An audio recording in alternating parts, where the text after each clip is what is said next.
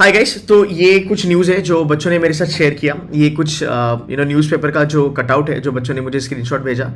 अब यहाँ पे अगर आप देखोगे, यहाँ पे क्लियर कट लिखा है कि डीटीए ने बोला है कि जो कॉन्ट्रैक्ट था सीईटी कंडक्ट करने का वो एक बैंगलोर बेस्ड कंपनी को दिया गया था and they are responsible for this technical issue. इसका मतलब डीटीए ने अपना पल्ला झाड़ दिया है। डीटीए को फ़र्क नहीं पड़ता कि हमने किसी को कॉन्ट्रैक्ट दिया था, उन्होंने वहाँ पे बैंड बजा दी टेक्निकल इश्यूज़ की वजह से। So DTA is least bothered about it, ये मुझे लगता है दैट इज़ नंबर 1। नंबर 2, आगे चल के इन लोगों ने कहा है the CET cell is in a press note said if there were any technical glitches students would be permitted to take retest, each case would be considered individually। इसका मतलब ये है कि अगर कोई बच्चा किसी सेंटर में गया है और उसका पेपर अगर खराब हुआ है, मान लो टेक्निकल ग्लिचेस की वजह से, कभी कंप्यूटर बंद हुआ, कभी चालू हुआ, अंदर जाने को ही नहीं मिला। कल जो सेकंड स्लॉट था, सेकंड स्लॉट रात में 12, 12:30, 11 बजे तक चल रहा था। मैंने कल वीडियो भी बनाया। इसका मतलब क्या है कि अभी ये पूरा कियोस होने वाला है।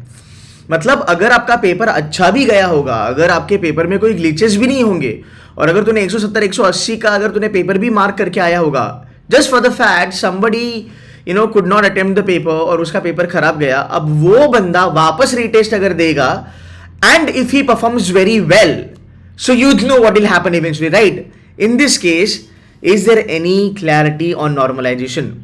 बिकॉज जो बच्चों का पेपर अच्छा गया उनको तो एक ही शॉट मिला है ना, उनको तो एक ही ट्राई मिला। अब जिनके टेक्निकल ग्लिचेस थे उनको तो ज़्यादा ट्रायल मिले। सो अब ये बहुत ज़्यादा क्योटिक हो चुका है कि भाई अगर कोई दूसरा बच्चा जाके एग्जाम लिखता है, अगर वो अच्छा परफॉर्म कर लेता है तो फिर मेरा क्या? मैंने तो सही टाइम पे जाके एग्जाम सही से लिखा था।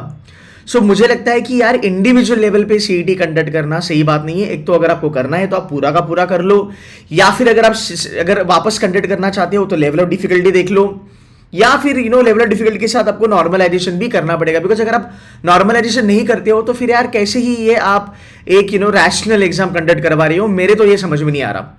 गाइज आपको क्या लगता है? मुझे लगता है ये पूरा this is completely been fucked up, completely chaos हो चुका है ये। और ये एग्जाम लेने का भी कोई मतलब नहीं बनता और ये एग्जाम देने का भी साला कोई मतलब नहीं बनता, because this is an absolute mess.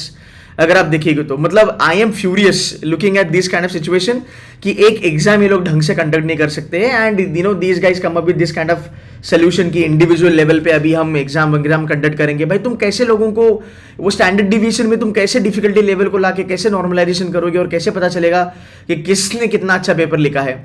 So guys ये क्योटिक है, ठीक है। जितने भी बच्चे अभी सीईटी के लिए जा रहे हैं अपना 100% दे दो, लोड मत लेना। इसका कुछ ना कुछ तो करना पड़ेगा जरूरी लगता है। कमेंट करके बताना तुम्हारा पॉइंट ऑफ व्यू क्या है इसके ऊपर। जितना कमेंट करोगे उससे फायदा होगा, समझ में आएगा कि कहाँ पे केओस है। अभी मेरे ख्याल से स्लॉट 3 हो चुका है, स्लॉट 4 भी अभी बाकी है। Then we are done and dusted, then will see what needs to be done. But यार है ये पूरा मैस हो चुका है। आप बताओ आपको क्या लगता है? I just want to know students reaction because I am very sure you have something to say, right? So put that comment and let me know कि ये सही होगा क्या। मुझे लगता है इस केस में एक तो सबका वापस करा दो भाई, या फिर डिफिकल्ट लेवल करा दो अगर आपको इंडिविजुअल लेवल पे करना है, और नॉर्मलाइजेशन कर दो। ये मेरा कहने का एक पर्सपेक्टिव है, ये मुझे लगता है। आप इसके ऊपर भी कमेंट मारो, क्या आपको सही लगती है मेरी बात? आप इसके ऊपर भी कमेंट मार के मुझे बता दो। I will be more than happy to read your comments and reply. Thank you guys.